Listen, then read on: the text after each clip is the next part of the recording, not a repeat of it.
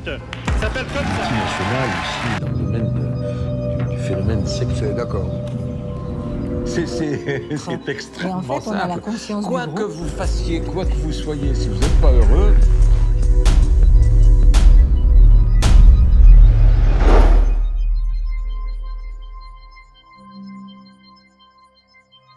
Bonjour et bienvenue à une nouvelle capsule de vérité. Raël, vrai ou faux? Aujourd'hui, nous allons vous donner un droit de réponse sur le sujet de l'argent, un des plus grands tabous de nos sociétés. Nous allons débuter en parlant de M. Georges Fenech. C'est un magistrat en France. Il a été condamné à 3 reprises. La première fois en l'an 2000 pour injure publique à caractère raciste contre un magistrat français qui était juif. Ensuite, en 2012, il a aussi été condamné par la Cour d'appel de Paris pour diffamation publique contre une association catholique qu'il avait traitée de secte. Et en 2018, la Cour d'appel de Caen l'a condamné pour atteinte à la présomption d'innocence contre l'Église de Scientologie. Écoutons ce qu'il dit du mouvement raélien et de Raël. avec cette fameuse ambassade, on sent bien poindre l'abus, l'appât du gain. Alors, M. Fenech semble devenir un expert en accusations non fondées. Qu'on pourrait, dans certaines circonstances, qualifier d'extorsion de fonds, d'escroquerie. Dans certaines circonstances, quand on dit escroquerie, normalement, on devrait être capable de citer une accusation qui a été prouvée par la justice française. Il n'y en a aucune. Extorsion de fonds, même chose. Ce ne sont que des rumeurs non fondées. C'est ce qu'on appelle d'ailleurs de la diffamation. Raël prétend que lui ne touche rien, mais qu'on lui fait des dons, voilà, pour son bien-être. Bon. Ce qui va lui permettre quand même d'avoir une vie particulièrement agréable. L'argent est un des moteurs essentiels de son mouvement. Alors l'argent, on voit Raël dans un hélicoptère en laissant sous-entendre que c'est le luxe absolu, alors que filmer quelqu'un qui prend un hélicoptère, selon moi, ce n'est pas une preuve de corruption et d'abus d'argent recueilli pour des fins personnelles. Je trouve que ce sont vraiment des accusations insensées. Quand les gens me disent « tu donnes tout ton argent à Raël », mais de quoi tu parles? Ben oui, l'autre journaliste, il l'a dit. De quoi il parle? C'est pas vrai. Mon loyer, c'est moi qui le paye avec mon salaire. C'est moi qui paye toutes mes dépenses. Donc, comment Raël pourrait-il prendre tout mon argent et que je puisse en même temps payer mon loyer, payer mes dépenses, payer les voyages que je veux faire, les vêtements que je veux m'acheter? Ça ne tient pas la route. Raël, il n'a jamais été attaqué personnellement, c'est important de le dire. Il n'a jamais été attaqué personnellement. L'argent est le moteur du mouvement raélien? Non. L'argent, ce n'est qu'un outil. C'est mauvais si on bâtit des armes atomiques. C'est bon si on produit des choses pour la science, pour le bien-être de l'humanité et une ambassade pour accueillir nos créateurs sur Terre. Nous, on considère que c'est un bon usage de l'argent. Une autre accusation est fondée. Raël contrôle personnellement où est cet argent. Et c'est Raël qui a le dernier mot sur qu'est-ce qui peut en être fait. Raël contrôle personnellement l'argent. C'est faux. Raël nous dit, dans chaque pays, comment utiliser notre argent, soit exclusivement pour les fins de la diffusion des messages des Elohim sur Terre.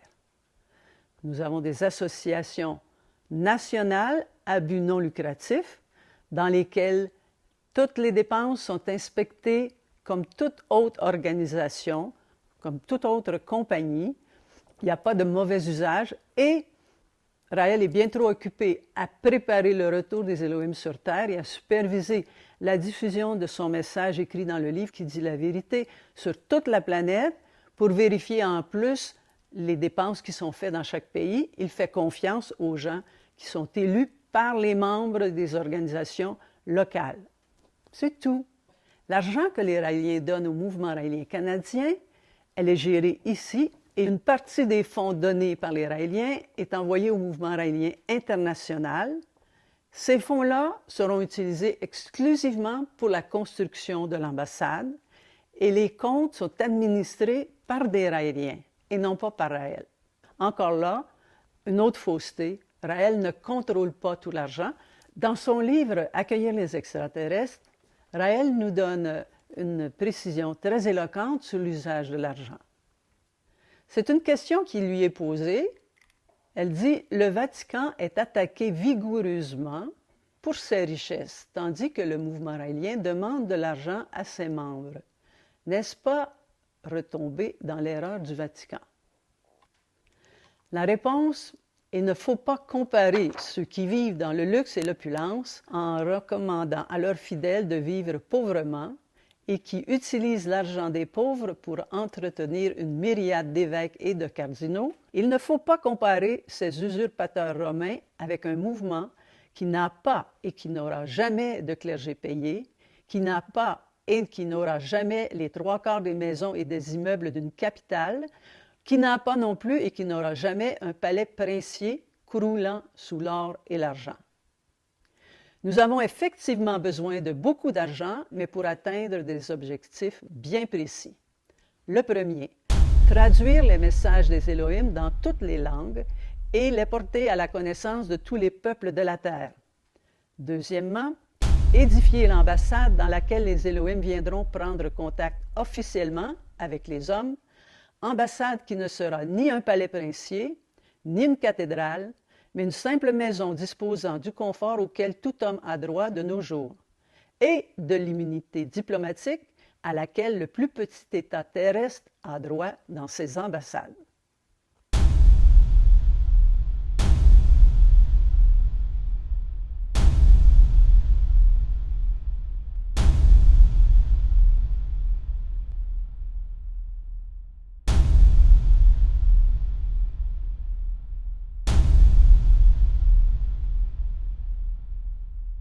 Quand les hommes connaîtront l'identité de nos créateurs, ces Elohim, ceux qui sont venus du ciel, quand ils cesseront d'avoir peur de ce qui vient d'ailleurs, quand ils auront vraiment envie de rencontrer tous les prophètes qui ont été maintenus scientifiquement en vie sur la planète des éternels, dans l'ambassade qu'on va leur construire, à ce moment-là, quand la paix sur terre régnera, les Elohim reviendront parmi nous.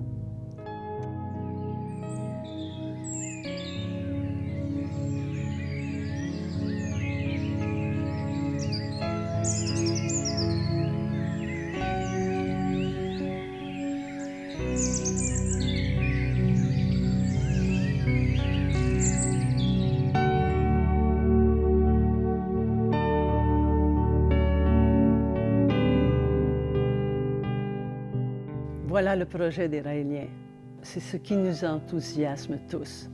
Les Elohim, quand reviendront-ils? D'ici l'an 2035. On y est presque. Les démarches diplomatiques sont entreprises, sont en cours, il y a des négociations qui sont en train de se passer.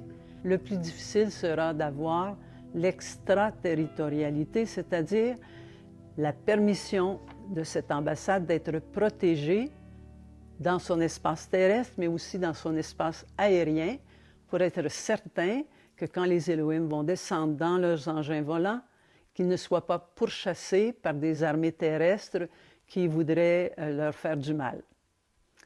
Voilà notre projet. La question initiale, c'était est-ce que les Raéliens, Raël, font des écarts financiers répréhensibles, de l'escroquerie, comme le disait M. Fenech, aucune accusation, que des rumeurs infondées. Ce n'est que de la diffamation. Mais ma question pour vous, en plus du vrai ou faux, êtes-vous prêt à accueillir les extraterrestres sur Terre? Vrai ou faux? À vous de décider. Mais surtout, ne manquez pas nos prochaines capsules de vérité. Au revoir.